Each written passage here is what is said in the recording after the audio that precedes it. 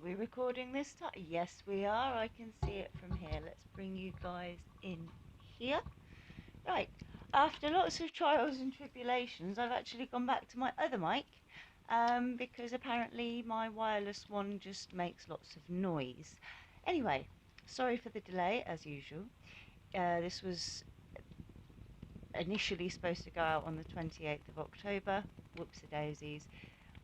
Doesn't make a critical difference in any way, shape, or form, but I'm sorry for the delay. Anyway, I'd like to introduce you to something. Well, how about I just read it and shut up? So, there's lots of talk of things needing to change around the world in one respect or another. One doesn't need to be a genius to see that our world really is in a bad place right now. Unfortunately, in broadly general terms, the predominant focus globally seems to lie with the assignment of blame over challenge resolution. Now, this automatically prevents any meaningful progress from being possible.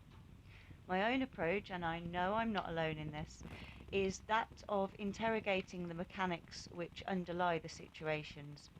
And through such interrogation, the observer is better able to discern where the facts end and the feelings begin. It's no secret that Good Little Nutter's Fremily is about enabling positive change through small yet consistent actions. Today, this takes the form of sharing an analogy, designed to explore the layperson's perceptions of mental health. The aim is to offer a base opportunity for self-reflection and improving interpersonal relations via the use of an easily memorable thought experiment. Originally from 2010, the following piece has been on my mind almost constantly of late. Following a conversation with a friend a couple of days ago, now about a week ago, I found myself digging it out on a promise to publish it as soon as possible, and despite the delay, now is apparently that time. So, glass box syndrome, and I composed this initially on the 9th of March 2010. I'm getting used to reading American dates, it seems. During glassbox syndrome, during my time, I have experienced a wide variety of human behaviour, as have we all. Somehow, I have managed to develop a mainly objective view, and over the years have formed a theory which I record for the first time here. Now, there is a scrawled update. Theory is incorrect terminology, yet at the time I wrote this was the only word to spring to mind. Instead, analogy would be more appropriate. So, let us begin by visualizing glassbox syndrome from the outsider's point of view. Imagine that you are going about your daily business. You may have plenty of time to waste. Maybe you're in a hurry with work or family commitments. On your travels, you come across a situation in a shop, for example. An irate customer comes in to the shop behind you while you are queuing to pay for your goods. This irate customer suddenly begins to shout at a shop assistant with no apparent cause. The manager is called, to which the customer reacts in a strongly negative way, and there appears to be no consoling this customer. Their aggressive behaviour continues to spiral out of control.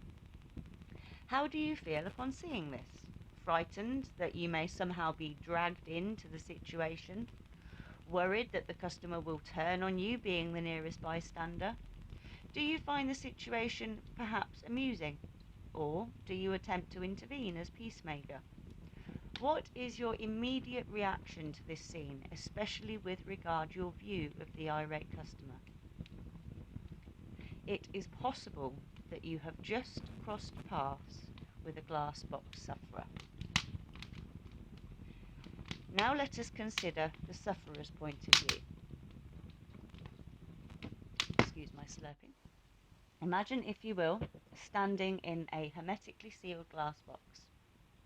Imagine you are in need of help from the outside world and try to attract passers-by. You wave, attempt to make eye contact, call, "Hello, I need some help." However, nobody responds, even those that you are fairly certain have seen you. Imagine how you might begin to feel after several minutes. maybe frustrated, confused, alienated, or lost perhaps. You begin to rationalize that perhaps the people outside the box can't hear you, through the glass, and perhaps it's not quite as transparent from the outside. You try to attract attention again, this time in a slightly more animated way, and raising your voice a little. You realize a large number of people are reacting to your presence, although none seem willing to stop and investigate. As time passes, your behavior becomes more animated, frustrated, and desperate. You begin to fear that you may die inside this box. No one seems to want to help.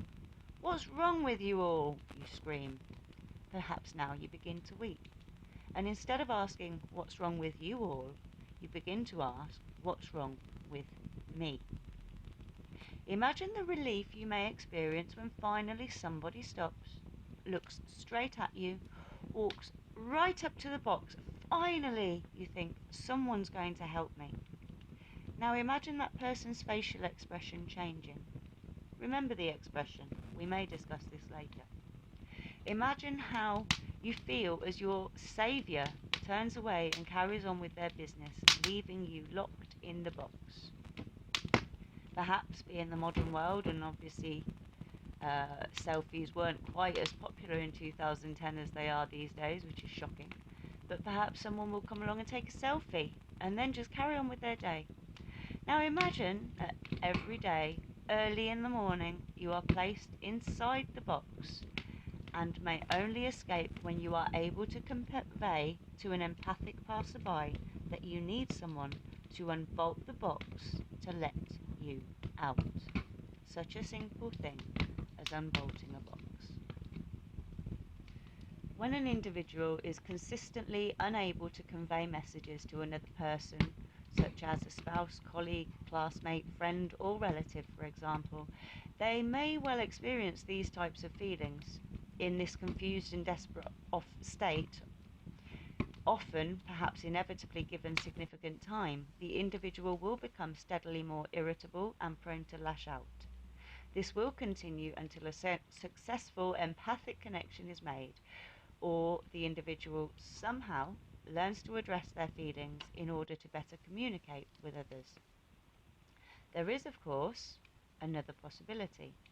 The very real possibility that if allowed to continue in this manner, an individual may take drastic action in order to escape the box. This may take the form of anger and violence towards others. It may result in self-harming behaviour.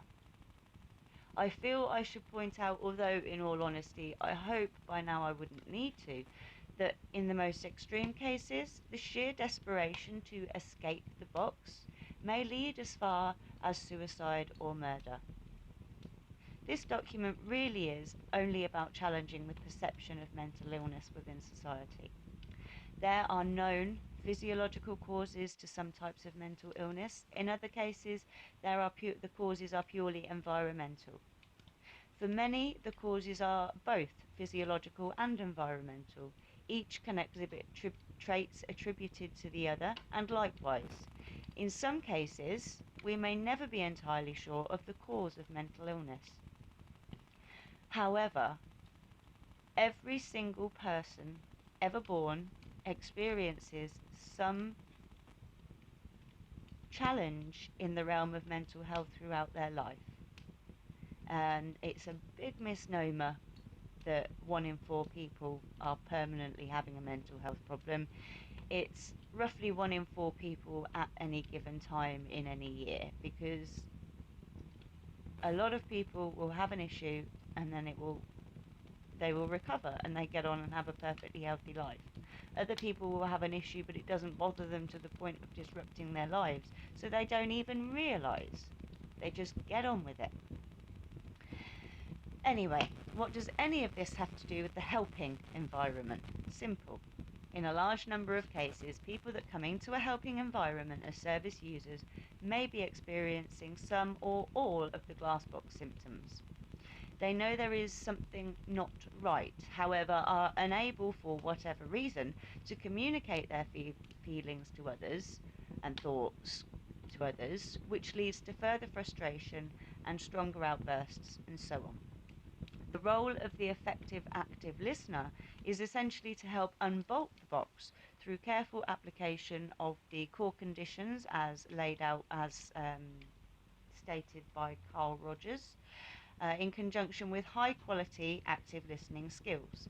The aim is to enable the glass box sufferer to unbolt the box for themselves in a safe, secure, and healthy manner, therefore empowering them to be more resilient and more able to cope with any difficulties in the future.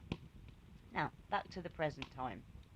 In the past 10 months, I've had the joy of finding myself in the glass box on numerous occasions.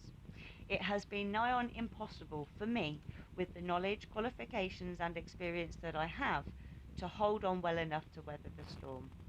As usual, I firmly believe I am one of the lucky ones, and it is for the unlucky next guys that I share these things.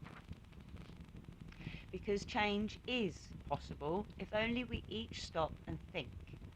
Oh, remember I asked you to keep that facial expression of the cookie survivor? Transference. This is the phenomena of ascribing internal traits or behaviours to the external world, i.e., the expression you saw could very likely be indicative of your own internal response to coming across someone currently experiencing such difficulties. It really is as simple as seeing the world around you, not the world revolve around you. And on that note, keep being awesome. Make sure you're nice about it. Bye bye.